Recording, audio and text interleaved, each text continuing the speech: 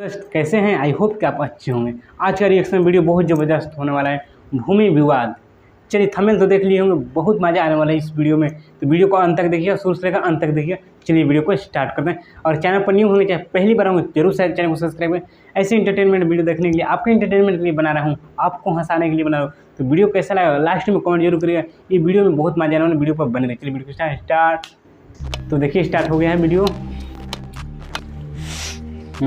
नेटा फोटा सब फोटा है फोटा। शादी करते रहे भाग ऐसे और दिन भर पानी कीजिए कॉल पर।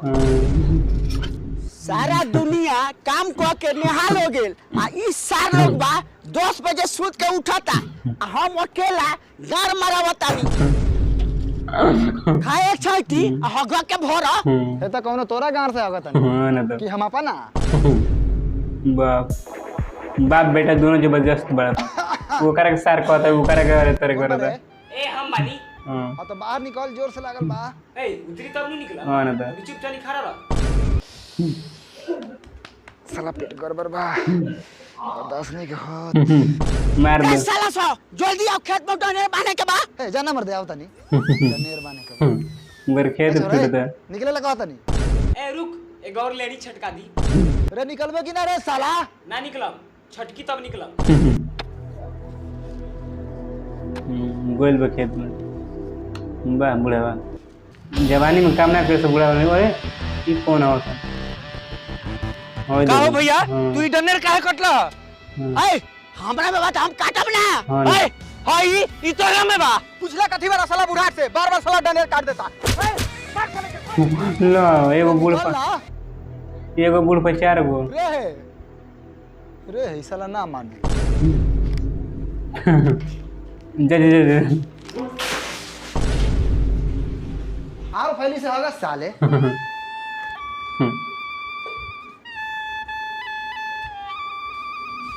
ले साला आज मारे साले। अरे भाई रे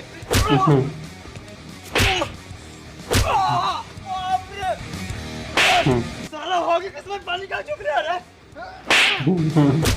रे साला मैं खाना बंद कर तू साला 2 घंटा हक दे। हां ना मैं खराब बसा पेट खराब है। ए मुठना देख कर पापा के मार दो चाचवा सा। जल्दी जो ना अब पेट ठीक हो गई। चलिए स्टार्ट हो गया। इसने डनेर काटी हट। अरे हो दे अरे वाह हीरो मर बे सलमान खान मार के देख ले। अगर तो के ना कटली नु तो एक बात का बलाद ना तू कट बे काट के जाओ तू पे हटे ना बीच में से। ए साला सा अब एक बार मार के देख ले।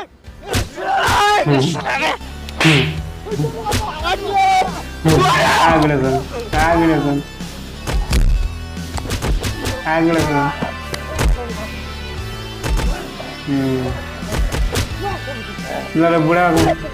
ला बुढ़ा को मुइला सा ए रुक कहां जाता रे?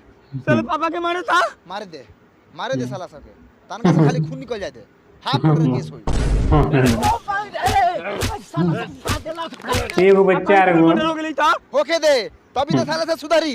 आज तेरे पापा पूरा आ गेलवा। ए मुठा हां भैया भाई साला पेटकरा के चल खींच के ले जाओ। तू पकड़ी हमारम छोड़ ना ताई मार दे छोड़ साला छोड़। अरे बाप रे बाप छोड़िए मत थरवा के। हां मार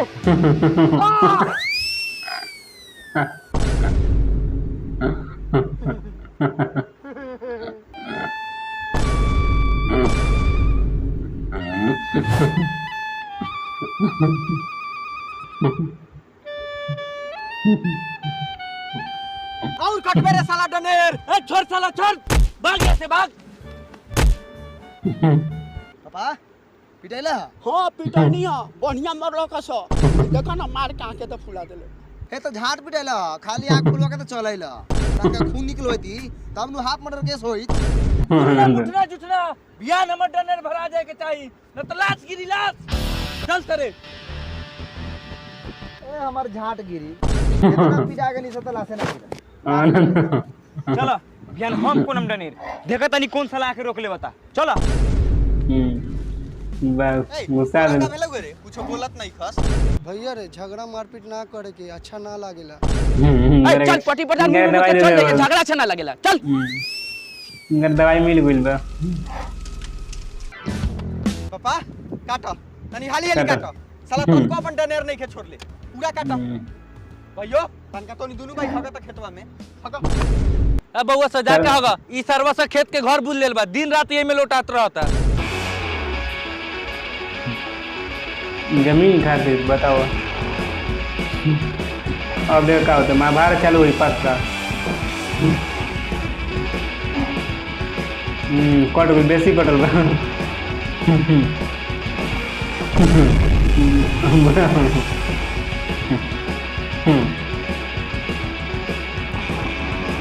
पापा हां अब बोलो आप क्या कहता रहा भाई सारा से सुबह से आके खेत के डनेर काट के पूरा बराबर कर ले बा और ऊपर से साला हमर सुना लेकिन खेत में हक तो बा भैयो हां मार दी साला सके ये साला तू कथि कर साला हमें मुआ दे मार के फुल मर्डर फुल मर्डर केस हो गया। हमारी रे बेटवा चिबौनी भतार के भतार के कपार फरवइले हो अगर हमरा भतार के कुछ हो जाई तो तोरा भतार के घर में जड़ लेले घुस जाईती रे रोंडो रे छिनारो रे तोहर भतार हमरा भतार के तो मारे तो हमरा मौका बाकी चुमा लेके छोड़ देताऊ। हां ना कहलाल बनी ये राना रांडी छीना छीनी के बात सुने ए मैं भीतर जोता ए जाता रे किनारे ए माइलर तुलर भीतर मत जाइए हां हम ना कमजोर बनी सरो से 4 ओरा बा हम सुगा सही 4 हो से डरा रहता लेकिन तोहनी का टेंशन मत लो हम बने नु अकेला ही सबनी के कार काटे सिनरो के तुमको भतार को छोड़ देगा अरे भतारा मरी तो मारत काहे ना मार ना मार के देख ले तोहर ढेर बच्चा दे नारायण हे दीनानाथ हे शंकर जी अगर मुखिया सही इंसाफ ना करिनु तकरा घर में करी फुट जाई ये सूरज भगवान रवता उगल बानी सब चीज देखते बानी अगर हाई मुखिया बिल्कुल में पंचायती ना कइला तो ये हारू के 7 घाट के पानी पिया दे हम खाने के लेके वो और जाई दोसरो भागना त मारम तो लात की पूरा घर में ये उतर जाई। चल भीतर जा हां ना तू भीतर जो बा मनी मेरा बा का विचार बता कॉमेडी तो सुपर बवाल हाफ मर्डर के केस करम माथा फोड़ देबा सरो सब कौन तोर माथा फरलक ए हम ये तो मरनी हां ना साला किस बार लग हुरमुठा बार लाई बानी उठा नहीं पाए हम मरनी साले के माथा पर पटाक सुनत बानी नु मुखिया जी सरवा के बात का रे साला बढ़िया काम कैले बारे तू माना तनी मुखिया जी हमर बेटा गलती कइलक लेकिन आई चारे बाबत मिल के हमरा के मरलक हई देखू आंख के दासा। ए बंद कर तो बना के दसा ना के दसा एगो सच्चाई बात बताओ तनी मुखिया के नाते जमीन के झगड़ा ऐसन बढ़ गेल बा खास कर अपन यूपी बिहार में सही बात बा। जमीन ला पट्टी पटदार में मर्डर हो जाता जमीन सरवा जहाँ जमीन के कहाँ तहाँ कहाँ रह जाता लेकिन आदमी चल जाता शमशान कब्रस्तान आ तोनिए को वही रास्ता पर चलत रह लोगन झगड़ा ना जब तोनी करेंगे, के 2 सही लाख बात। की ना तब तोनी के मनवा ना एगो ना, तोनी ना। के हम इहे राय दे हम कि बढ़िया वकील बुला ला आ जमीन के ना बिकरा ला जे तोहर निकली से तोहर होई जे उनका निकली से उनकर होई झगड़ा सही खत्म बात। हो जाई। हाँ बा- एकदम खत्म हो जाई 12 बढ़िया राय बार मुखिया जी हे मर्दे जमीन पे वकीला वाले की अमीन हो रे साला रे तू पहले झुल्लू में से उतर अमीन उतर साला चला वकील को आता सही कहला अमीन होकेला वकील कहाँ गेला अच्छा हमर बात अगर तोनी के अच्छा लागल होई तो ठीक बा आ ना लागल होई तो थाना रख ले बा दरोगा पुलिसों में होबे करी जाके लोगन थाना में गाड़ लिवा ठीक बा मुखिया जी हम अमीर बुलावा तनी पूछल ला आधा पैसा दिहन ए चल दे देबौ रे सरवा। अच्छा जमीन के लफड़ा बा बढ़िया से नापी जोखी करा लोग विवाद ना होगे चाहिए हम इतने चाहता नहीं हम चला तनी बहुत काम बा हमरा ना तो पर पर मेरानु दर मेरानु चलो लोगन अमीन के बुला के नापी जोखी हो को हम तो जानते बानी कि पुलिस की जरूरी पड़ी ए, चल बोले दे 50-60 किलो के लाश गिरी 2-4 गो 50 घीच घीच घीच सीधा घीच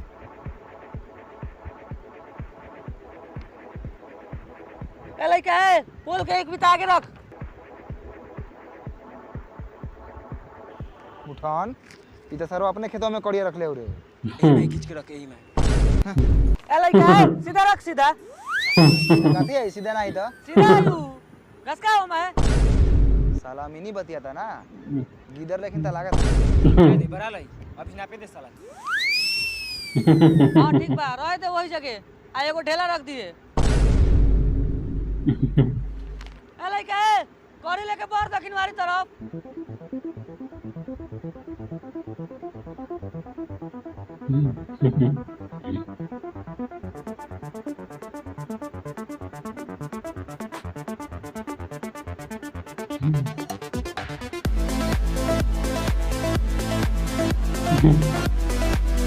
वाह अमीन कौन ना पाई ना पथो रे साला जमीन बा कहां ना पथो कहां आजा बाबू लागत नाप ले लो सरवा हां चल हमर झाट के ना पाई ना पड़ना बुझलौ हम का जानी रे ना था चाचा एने आइए है समझी है दू करी जे जमीन बा हम कुछ ना समझिले हम पढ़ा लिखा ना बानी हमर बेटा बताओ ओकरा के समझाई साथी समझावत रहो तनका ठीक से समझाइए झूठा नाम बा हमर हम का करी झूठा नाम होता अगला आदमी के जमीन तोरा जमीन में एक हाथ निकलता ई सरवा अगले आदमी कौन बारे तोर पटीदार और कौन आप यार ना पे हां चाचा बड़ा डनेर काटत लह अब मुठिया ल हमर एक हाथ उल्टा तोरे में निकल गेल हाथ में क्या रे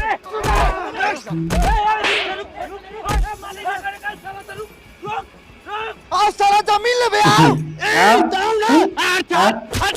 ए नापी हम कहनी है कि अमीन तू सरवा के नापे होता साला वो गलत ना पता हम नहीं मानेगा ये नहीं आता तो काला बुलाया है हमको अपने से नाप लेते ना मनबे तो दोसर अमीन बोलवा के नापा ले हम झगड़ा करे के नहीं की चाहत ऐसे बोलेबे करो फिर से कल दूसरा मीन आई आ जमीन ना पाई हां भैया जो मकई तिवारी को बुला के ले आओ चल घर जरा नाम भी वही बा मकई तिवारी जमीन ना पाई चल कर एक हाथ निकलता तरह चल हमनी के झगड़ा नहीं एक आदमी करे गलत है। बुलावे दे साला के जो अमीन बुलावे के है जा नेक्स्ट डे ए बुए बोल के नहीं रखे नहीं है ने हाँ है ने डनेर से बाहर लाइल बाबू के बढ़िया रहे अमीन अब की बार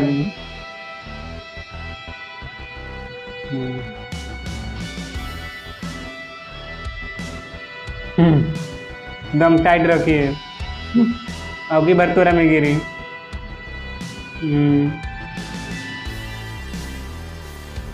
गिरे गिरे लग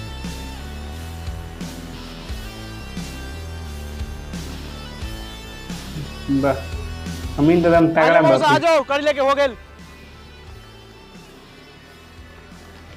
केने का भेलो एकरा पहले के नपले रहलन सैफ जी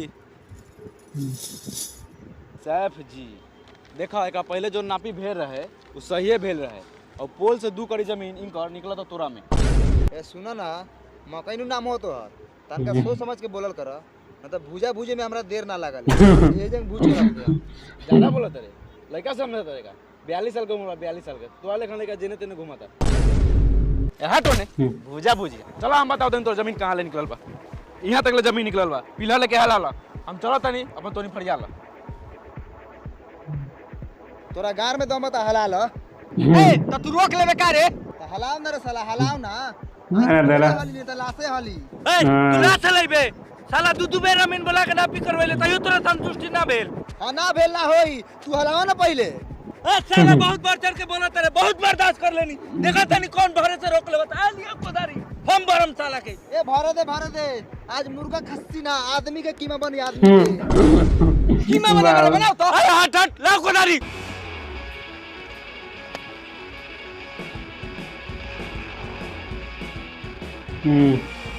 होखे लागल भूमि खाती वाह ए बार दोनों के एक ही बार एक बार मार दे साला के चाकू और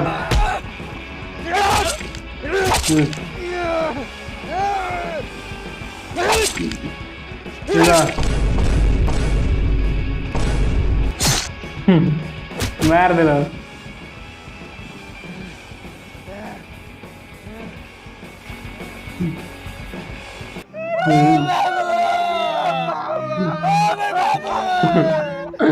जिल्ला मर्डर कर दिला भाई कैसे रहा? क्यों एक जमी के टुकड़े के लिए एक इंसान की कत्ल कर देते हैं? और इस तरह सही की बात। घटना हिंदुस्तान में सबसे ज्यादा हमारे यूपी और बिहार में रोज होते हैं। कब तक ऐसी घटनाओं की सामना करेंगे आप लोग? और आज ही देख लीजिए, सही 2 बात। फीट जमी के लिए 2 परिवारों में एक का कत्ल हो गया। कल जो जमी जहाँ था आज भी जमी वहीं पे है, लेकिन इंसान नहीं है। मैं हाथ जोड़ के विनती करना चाहूंगा हिंदुस्तान के पूरे आवाम से कि जमी के लिए इस तरह की वारदात ना करें, प्लीज। सही बात यार, लास्ट में बात बहुत अच्छा। बहुत जगह होता है ज़मीन के लिए एक दूसरे का आदमी खून कर देते हैं, लेकिन ज़मीन जहाँ पर है वहीं पर रहता है, हम लोग चले जाते हैं। तो इससे कुछ आप लोग को सीखना भी चाहिए। ये कॉमेडी के माध्यम से आप लोग को बताया गया है। बहुत देखिए कितना अच्छा बात बताए हैं। जाते ऐसा काम आप लोग ना करें जो भी कोई करें, क्योंकि कुछ नहीं होने वाला, वो जहाँ पर है वहीं पर रहेंगे। तो चलिए वीडियो कैसा लगा? वीडियो में मज़ा तो बहुत आया और कुछ सीखने को भी मिला, इसलिए इंटरटेनमेंट वीडियो में कुछ खास होती है तभी वो अच्छा लगता है। तो मिलते हैं नेक्स्ट वीडियो में, तब तक के लिए कमेंट प्यारा जरूर करिएगा कैसा आपको लगा। मिलते हैं नेक्स्ट में, तब तक टेक केयर, बाय फ्रेंड।